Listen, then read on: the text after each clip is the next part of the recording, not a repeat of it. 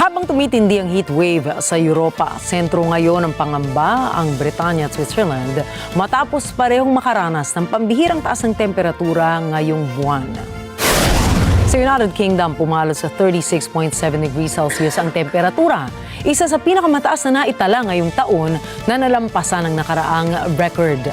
Agad namang nagpadala ng red heat alert ang Met Office sa kalakhang bahagi ng silangan ng England kung saan tatlong magkasunod na araw na silang nakararanas ng matinding init. Mahigit 1,000 paaralan din sa Britanya ang naapektuhan nito. Nahirapan ang ilang grupo na panatilihing ligtas at komportable ang mga mag-aaral. Karamihan sa mga gusali ay hindi idinisenyo para sa matinding init o may limitadong cooling systems lamang. Sa Switzerland naman, umabot sa 38 degrees Celsius ang temperatura.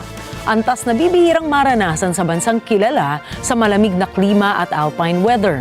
Lumalala rin ang pressure sa energy demand ng bansa dahil mas maraming kabahayan at establishmento ang gumagamit ng cooling systems.